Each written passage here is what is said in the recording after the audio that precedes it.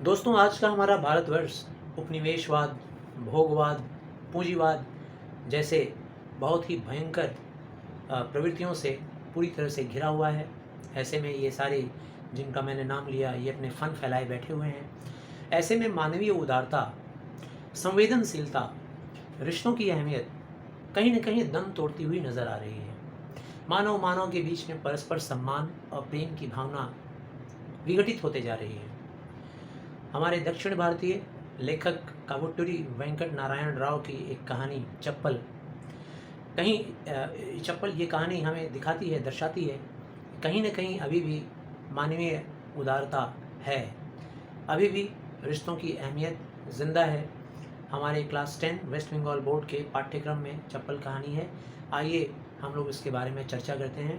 आपका स्वागत है हमारे channel study with Indian English में। तो चलिए कहानी शुरू करते हैं। कहानी का मुख्य पात्र रंगैया है, जो कि पेशे से जूते और चप्पल की मरम्मत करता है। और दूसरा पात्र उसी का बेटा रमन है। और तीसरे पात्र मास्टर साहब हैं, स्कूल में पढ़ाने वाले एक मास्टर साहब, जिन्होंने काफ़ी मानवीय उदारता का परिचय दिया है रंगैया के प्रति और उसके बेटे के प्रति। कहानी की शुरुआत कुछ ऐसे होती है कि रंगैया अपने पेशे में लगा हुआ है, चप्पल सिलने में बिज़ी है। रास्ते में ही फुटपाथ पर बैठकर उसकी एक छोटी सी गुमती है। और 50 साल से रंगैया दुनिया में, जहाँ हर तरफ हर चीज़ परिवर्तित होते जा रहा है, बहुत नयापन आ रहा है, लेकिन रंगैया के जीवन में कोई परिवर्तन नहीं, चप्पल सिलने और जूते की मरम्मत करने के अलावा। अचानक उसके सामने दो चप्पल आकर गिरते हैं धड़ाम की आवाज़ के साथ। ये चप्पल उसका खुद का बेटा रमन लेकर आता है। रमन के कंधे पर उस वक्त स्कूल का बस्ता टंगा हुआ है और वो दो चप्पल लेकर आता है स्कूल के मास्टर साहब का। आकर कहता है कि बापू, इसे जल्दी से सिलाई कर दो, मरम्मत कर दो, मास्टर साहब के हैं। जैसे ही रंगैया सुनता है मास्टर साहब के हैं, उसका चेहरा खिल जाता है, चेहरे की सारी झुर्रियाँ गायब हो जाती हैं और खुश होकर कहता है बड़े भाव के साथ, क्या कहा, मास्टर साहब के हैं? और उसे अपने हाथों में उठा लेता है। ऐसे लग रहा है जैसे किसी भगवान का खड़ाऊ है। उठा लेता है और उठाकर उसे बहुत ध्यान से देखता है और देखकर कहता है, अरे रमन, ये चप्पल तो इस्तेमाल करने के लायक नहीं है, इसकी पूरी सिलाई टूट गई है, चमड़े की परत उतर गई है। इससे बेहतर होता है कि नए चप्पल ले लेते तुम्हारे मास्टर जी। लेकिन रमन कहता है, नहीं, मास्टर जी ने कहा है इसी को मरम्मत करवा कर ले आओ।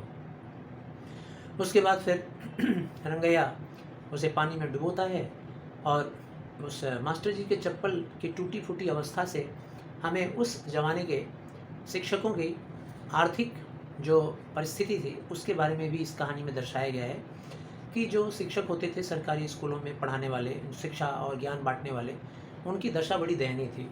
आर्थिक रूप से वो बहुत ही कमज़ोर थे। आजकल के जैसे सरकारी स्कूल के अध्यापकों जैसे उनकी हालात नहीं थे। रंगैया ने फट से जवाब दिया कि अरे रमन, इतनी जल्दी मैं नहीं कर सकता, जो कुछ भी होगा शाम तक होगा, इस चप्पल की सिलाई मैं कर दूंगा, अब तू स्कूल जा। और चूंकि रंगैया पढ़ा लिखा नहीं था, गंवार था और बहुत ही मजदूरी मेहनत करके वो पैसे इकट्ठा करके धीरे धीरे अपने बच्चे के भविष्य के लिए, उसकी ऊंची पढ़ाई के लिए इकट्ठा करता था। उसने अपने बेटे से कहा, कहीं तू स्कूल से भाग के तो नहीं आ रहा है? तब रमन ने कहा, नहीं बापू नहीं, घंटी लग गई थी, बीच में ब्रेक मिला, तभी मैं यहाँ आया हूँ। तब उसके पिता रंगैया ने कहा, ठीक है अब तू स्कूल जा। लेकिन रमन जाने को तैयार नहीं था, फुसफुसा रहा था, ऐसे ऐसे कर रहा था, बापू बापू। तब उसने कहा कि क्या है रे, क्यों ऐसे कर रहा है? रमन को इस तरह से करता हुआ देखकर रंगैया तुरंत समझ गया कि इसे ज़रूर पैसों की ज़रूरत होगी। सोचने लगा कि आजकल के बच्चे जो स्कूल जाते हैं कितने पैसे खर्च करते हैं, मेरा बच्चा तो कुछ भी नहीं पाता है। और फिर रमन को वो बहुत दुलार से पालता पोसता था, क्योंकि रंगैया के 5 बच्चों की मृत्यु के बाद, बच्चे जन्म लेते थे, मृत्यु हो जाती थी, उसके बाद रमन का जन्म हुआ और इसके जन्म होते ही इसकी माता का देहांत हो गया। इसीलिए रमन को काफ़ी दुलार प्यार से वह पालता पोसता था। और उसने अपनी जेब से कुछ चिल्लड़ निकाले, जिसमें से 5 पैसे निकाल कर रमन को दिए। रमन खुश होकर वहाँ से तुरंत दौड़ता हुआ चला गया। रमन को वहाँ से जाते हुए देख रंगैया काफ़ी गर्व और खुशी का अनुभव कर रहा था। उसकी आंखों से आंसू निकल पड़े, इस बात को महसूस करते हुए कि मेरा बेटा कम से कम बाजारू जो बच्चे हैं, जो इधर उधर घूमते रहते हैं, समय व्यर्थ करते हैं, उनके जैसा नहीं है, वह पढ़ लिख रहा है रंगैया की सारी आशाएं अपने बेटे रमन के ऊपर टिकी हुई थी। वह सोचता था कि मेरा बेटा पढ़ लिख कर एक दिन बड़ा इंसान बनेगा और हमारे कुल खानदान का नाम भी रोशन करेगा। और सबसे बड़ी बात यह थी कृतज्ञता की, एहसान की, कि रंगैया को मास्टर साहब का साथ मिल गया था। मास्टर जी बगल में ही एक पाठशाला चलाते थे और उन्होंने रमन को मुफ्त में खाना देकर, मुफ्त में कॉपी किताब देकर पढ़ाने का जिम्मेदारी ले लिया था। इसलिए रंगैया मास्टर साहब के एहसान के नीचे तले दबा हुआ था। इसी के साथ रंगैया के मन में मास्टर जी का छवि भी कौंध गया। गोरा गोरा शरीर, सिर पर एक लंबी सी चोटी, ललाट पर भस्म और फिर चंदन का टीका, धोबी के हाथ से धुले हुए एकदम मखमली चमचमाते हुए कपड़े सफ़ेद और कंधे पर एक दुसाला। ये मास्टर जी का रूप था ऐसा। रंगैया ने सोचा कि क्यों न चलकर विद्यालय में, पाठशाला में मास्टर जी को साष्टांग प्रणाम कर लिया जाए, लेटकर उनके चरण स्पर्श करके, और यह भी देख लेंगे कि मेरा बेटा पढ़ाई कैसे कर रहा है। इस दोनों ही भावनाओं को मन में रखकर रंगैया ने बगल वाली दुकान से एक चाय मंगवाया। चाय पीने लगा, धीरे धीरे चुस्कियाँ लेकर। इस बीच में उसने सोचना शुरू किया कि मुझे क्या क्या करना है। एक साइकिल का पंक्चर ठीक करना था, एक जूते की नाल ठोकनी थी, एक जूते की पॉलिश करनी थी। उसने मास्टर जी का जूता अपने हाथों में उठाया और उठाकर कहने लगा, एकदम इसे ठीक कर दूंगा, बहुत अच्छे से इसे मरम्मत कर दूंगा, ऐसा करूंगा कि मास्टर जी पहचान नहीं पाएंगे और वो तारीफ़ करेंगे। चाय पीकर उसने ग्लास ख़त्म किया और दुकानदार का लड़का आकर ग्लास ले गया। उसके बाद रंगैया विद्यालय की ओर बढ़ गया। पिछले दिन की कमाई 6 रुपया 20 पैसा उसने अपने चिल्लड़ को इकट्ठा करके रखा हुआ था। उसे देखकर बहुत ही खुश हो रहा था कि 6 रुपया 20 पैसा मैंने कल की कमाई इकट्ठा की है, इसे मैं मास्टर जी के पास ले आकर के जमा कर दूंगा। इतने में रंगैया विद्यालय पहुंच गया। वहाँ जब गया तो देखा विद्यालय खपड़ैल मकान है, खपड़े का, टाली का बना हुआ मकान है। सामने 2 बरामदे थे चबूतरे, उस पर 2 अध्यापक अलग अलग बैठकर बच्चों को पढ़ा रहे थे। रंगैया अंदर की ओर जाने की कोशिश करता रहा, लेकिन मन में भय था कि कहीं मैं ऐसा काम तो नहीं कर रहा हूँ जो मुझे नहीं करना चाहिए। इतने में सहसा पीछे से एक अध्यापक की आवाज़ आई, अरे ओ भाई साहब, कहाँ जा रहे हैं आप? रंगैया जब देख रहा था कि वो अध्यापक कैसे बच्चों को पढ़ा रहे हैं और उसके बाद बच्चे उनकी बात को कैसे दोहरा रहे हैं, तो ये देखकर उसके मन में हो रहा था कि मैं भी अपने बच्चे को देखता, काश कि मेरा बच्चा कैसे पढ़ रहा है। तब रंगैया ने उन अध्यापक जी को जवाब दिया, जी मेरा बेटा रमन यहाँ पढ़ता है। उसी को देखने थोड़ा लड़खड़ाते हुए, भयभीत होकर मास्टर साहब ने कहा, कौन से दर्जे में पढ़ता है, कौन से क्लास में? तब रंगैया ने बताया कि पहली में पढ़ता है। अध्यापक जी ने कहा, तो फिर सीधे चले जाइए, वहीं पर पहला दर्जा आपको मिल जाएगा। रंगैया जब आगे गया तो देखता है कि सामने एक बरामदा है, वहाँ पर कुछ बच्चे बैठकर 12 खड़ी, जैसे अ आ होता है हिंदी में, वैसे तेलुगु में भी 12 खड़ी, वो चूँकि ये कहानी दक्षिण भारत की है तो तेलुगु भाषा में 12 खड़ी बच्चे याद कर रहे थे, कंठस्थ कर रहे थे, और मास्टर जी स्टूल पर बैठे उन सबको चिल्ला चिल्ला कर कंठस्थ करवा रहे थे। जैसे ही रंगैया गया, अपने बेटे को देखकर भाव से भर गया, भावना से, और उसके बेटे की नज़र जब पड़ी अपने बापू के ऊपर तो अचानक उसके मुंह से निकल पड़ा, बापू। जैसे उसने कहा बापू, तो मास्टर साहब का भी ध्यान गया रंगैया की तरफ। उन्होंने कहा, अरे रंगैया, तुम यहाँ? उसने कहा, जी मास्टर साहब, बस आप उससे मिलने आया था और देखने आया था कि मेरा बेटा कैसे पढ़ रहा है। मास्टर साहब बहुत खुश हुए और उन्होंने कहा, आओ आओ आओ, दिखाता हूँ, तुम्हारा बेटा तो बहुत ही होशियार है, बहुत अच्छा पढ़ाई कर रहा है। देखो ये तेलुगु का वेद बाल शिक्षा नामक किताब भी ये पढ़ने लगा है। हाथ में जो किताब लिए थे वो दिखा दिए। उसको तो कुछ समझ में नहीं आ रहा था रंगैया को, लेकिन उसने जब देखा कि मेरा बेटा ये सब कुछ पढ़ रहा है तो बहुत खुश हो गया और वह तुरंत नतमस्तक होकर झुक गया और ज़मीन पर लेटकर मास्टर जी के पैरों को छूना शुरू किया और भाव से भर कर कहा कि मास्टर जी आप इसे खूब पढ़ाइए आप इसे। ऐसा करके वो भाव से भर गया। मास्टर साहब को ये अच्छा नहीं लग रहा था कि रंगैया भरे स्कूल में सारे बच्चों के सामने उनका पैर छू रहा है। उसने तुरंत उसे पकड़ कर खड़ा कराया। रंगैया हाथ जोड़े हुए ही खड़ा हो गया और मास्टर साहब ने उसे विश्वास दिलाया, तुम्हारा बेटा बहुत होशियार है, वो खूब पढ़ेगा, तुम्हें मोटर गाड़ी में घुमाएगा, बहुत बड़ा आदमी बनेगा वो बड़ा होकर के। रंगैया कहा, ऐसा होगा क्या मैं वो दिन देख पाऊँगा मास्टर साहब? ये बातें हो रही थी। इसके बाद फिर रंगैया ने कहा कि मैं अपने चमड़ा उतार करके भी आपको जूता बना दूंगा अगर, तो भी मैं आपका एहसान नहीं भूल सकता। आप उसे खूब पढ़ाइए मास्टर जी। मास्टर जी ने कहा, कोई बात नहीं, आप चिंता ना करो, वो तुम्हारा बेटा नहीं बल्कि मेरा भी बेटा है, उसकी सारी जिम्मेदारी मेरे ऊपर छोड़ दो। ऐसा कहकर मास्टर जी ने उसको विदा करना चाहा। उसने कहा कि मैं आपका चप्पल खुद लेकर आऊँगा। मास्टर जी ने कहा कि आज शाम नहीं रहूँगा, कल लेकर आना। कल? तब उसने कहा कि ठीक है, मैं कल ही आपका जूता तैयार करके ले आऊँगा। उसने पहले कहा था कि मैं आज शाम को दे जाऊँगा, लेकिन मास्टर जी ने कहा कि नहीं, आज नहीं, कल चाहिए। उसने कहा कि मैं खुद जूते लेकर आऊँगा। माफ़ कीजिएगा, मैंने जूता कह दिया, जूता नहीं चप्पल। इसके बाद फिर रंगैया वहाँ से जाने लगा, लेकिन जाते-जाते अपने पॉकेट से 4 रुपए निकाला और मास्टर जी के पास जमा कर दिया। मास्टर जी ने कहा, इसके पहले तुमने 200 रुपया पहले से दे दिया है, 204 रुपए हो गए, अब क्या करोगे इन पैसे का? रंगैया ने कहा, मैं क्या जानूँ मास्टर साहब, मैं तो गँवार आदमी हूँ। पैसे आपके पास रहेंगे, आप जो चाहेंगे कीजिएगा, जैसी आपकी मर्ज़ी होगी। स्कूल से जब बाहर निकला तो पीछे मुड़कर विद्यालय की तरफ एक बार फिर से देखने लगा। ऐसा लग रहा था जैसे स्वर्ग धाम है, परम धाम, और मेरा बेटा कितना बड़ा भाग्यवान इंसान है जो ऐसे गुरु के अंडर में और ऐसे विद्यालय में वो पढ़ाई कर रहा है। वहाँ से निकलते ही बाहर जो चबूतरे पर मास्टर जी बैठे थे उनके पास रंगैया गया और डरते हुए कहा, पहले तो मास्टर जी ने उससे पूछा कि क्या आप अपने बच्चे से मिलाए? रंगैया ने कहा, हाँ मिलाया। क्या आप मेरी एक बात की मदद करेंगे? मास्टर जी ने पूछा, हाँ बताओ। ये दूसरे मास्टर जी थे बाहर जो चबूतरे पे बैठे थे, जिन्होंने अंदर जाने का निर्देश दिया था या रास्ता दिखाया था। तो उन्होंने कहा, हाँ पूछो। रंगैया ने कहा कि मैं क्या आपके विद्यालय में दाखिला ले सकता हूँ? मास्टर जी हंसने लगे। रंगैया ने कहा कि वहाँ मेरा बेटा पढ़ता है रमन, वहाँ जाऊँगा तो मेरा बेटा डर जाएगा और उसे अच्छा नहीं लगेगा कि मेरा बापू भी मेरे साथ पढ़ता है। क्या मैं यहाँ पढ़ सकता हूँ आपके साथ बैठकर? उस मास्टर जी ने कहा कि क्यों नहीं, लेकिन आप जैसे वयस्क लोगों की पढ़ाई के लिए रात्रि के समय स्कूल चलता है, शाम का पाठशाला चलता है।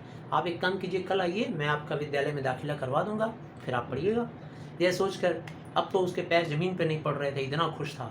सोच रहा था कि मैं भी पढ़ लिख लूँगा, मैं भी समझदार हो जाऊँगा, बिरादरी में लोग अचरज करने लगेंगे कि रंगैया को पढ़ाई लिखाई आ गई। ये भी सोच रहा था कि मेरा बेटा उधर पढ़ेगा, पहले पहली दर्जा, दूसरा, तीसरा, चौथा, फिर एक दिन बहुत बड़े दर्जे में पहुँच जाएगा, बहुत सीख लेगा, बहुत पढ़ लेगा।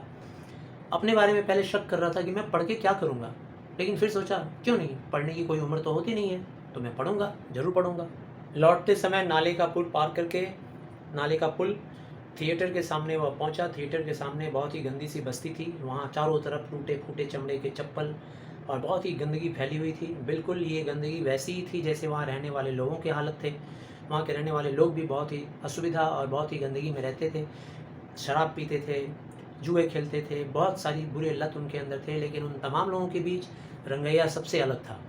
रंगैया की झोपड़ी भी 3 शहतीर वाली थी। 3 शहतीर यानी 3 लठ लगा करके, सामने थोड़ा सा ऐसे छज्जा गिरा हुआ था, तो रंगैया की झोपड़ी बाकी झोपड़ियों के सामने महल जैसा लगता था।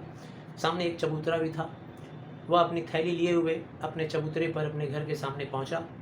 जैसे ही बैठा, थका हुआ, अपने आप गठरी लुढ़क के नीचे निकल आई और वहाँ बैठ गया रंगैया थोड़ी देर के लिए आराम करने के लिए।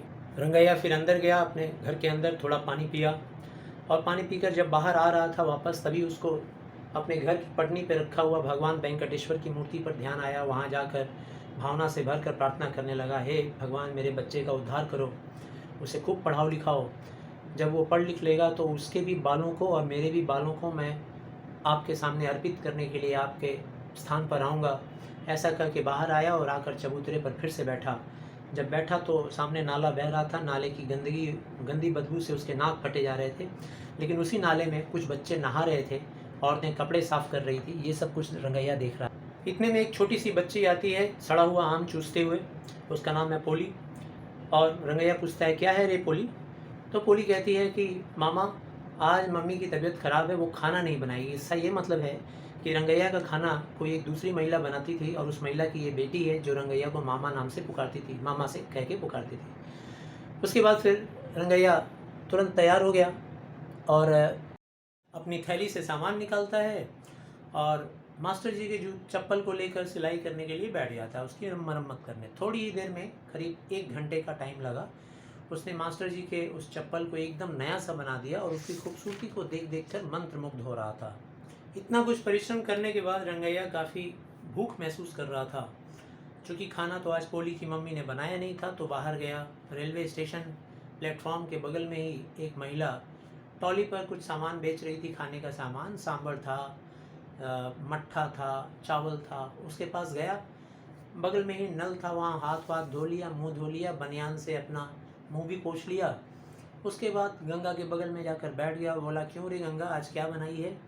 गंगा ने कहा कि यही बैगन का सांभर है, चटनी है, भात है। तो उसने कहा ला एक पत्ता मुझे भी दे दे। उसने कहा क्यों नहीं। एक पत्ते में चावल, सांभर ये सब उठा कर दे दिया। रंगैया उसे मस्त होकर खाने लगा और फिर कहा क्यों रे गंगा, आजकल तेरा ये धंधा कैसा चल रहा है खाने पीने का। उसने कहा क्या बताऊँ भाई, थोड़ा हर चीज़ों की कीमतें बढ़ रही हैं, महंगाई बढ़ रही है, सोच रही हूँ 5 पैसे और कीमत बढ़ा दूँ। उसने कहा हाँ क्यों क्यों नहीं, बढ़ा दे। और एक बार और सांभर मांगा। सांभर मांग कर उससे खा लिया। भोजन खत्म होने के बाद रंगैया हाथ मुंह धो करके बगल वाले पीपल के पेड़ के नीचे बैठा और वहीं पर बैठे बैठे सो गया। कितनी देर सोया उसे खुद भी पता नहीं था। अचानक किसी ने आकर उसे हड़बड़ा कर उठाया। तब रंगैया ने पूछा क्या हुआ रे नारीगा, क्या क्यों उठाया है। नारीगा चिल्लाते हुए हड़बड़ाते हुए बोला दादा दादा जल्दी उठो, हमारी पल्ली में आग लग गई है।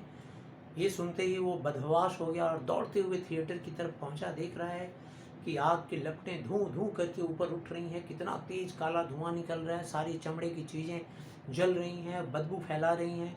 कुछ साहसी लोग थे जो अंदर सामान लाने के चक्कर में घुस घुस कर ला रहे थे, लेकिन वो भी संभलता नहीं पा रहे थे। रंगैया तो एकदम पागल सा हो गया। अपनी झोपड़ी को देखा तो देख रहा है उसका छत वगैरह सब जल गया। अब ऐसे में रंगैया परेशान। बगल में खड़े एक व्यक्ति को रंगैया ने प्रार्थना किया कि बेटे भाई प्लीज़ ज़रा उसके अंदर एक एक चप्पल रखा हुआ है मेरी अटारी पर, मेरे मास्टर साहब के चप्पल हैं, ज़रा बेटे ला दोगे। उसने कहा पागल हो क्या दादा, अंदर ऐसी आग लगी हुई है, तुम अंदर हमको भेजना चाह रहे हो। लेकिन रंगैया को रहा नहीं गया। उसने सोचा कि संसार में अगर कोई बहुत ही बहुमूल्य वस्तु है तो वो है मास्टर साहब के चप्पल। और मास्टर साहब के उस चप्पल को बचाने के लिए रंगैया खुद आग में कूद पड़ा। ये शरीर जल जाए लेकिन मास्टर साहब का वो चप्पल नहीं जलना चाहिए। ना जाने रंगैया उस वक्त कौन से आवेश में था। चप्पल तो नया से दोबारा बना कर दिया जा सकता था मास्टर साहब को, लेकिन वो न जाने किस आवेश में था और वो अंदर कूद गया। और जाकर बहुत देर तक रंगैया बाहर नहीं आया। दमकल वाले तुरंत आए, सारा आग बुझाने का काम शुरू हो गया। सबसे पहले रंगैया की झोपड़ी ही बुझाई गई और 4 आदमी जब अंदर गए दमकल वाले तो अंदर का सीन देखकर बहुत ही भयानक दृश्य था। रंगैया उन चप्पलों को ऐसे अपने सीने से लगाए हुए पेट के बल गिर गया था और उसके पीछे शरीर का पूरा हिस्सा जल गया था। रंगैया जल गया था, रंगैया मर चुका था।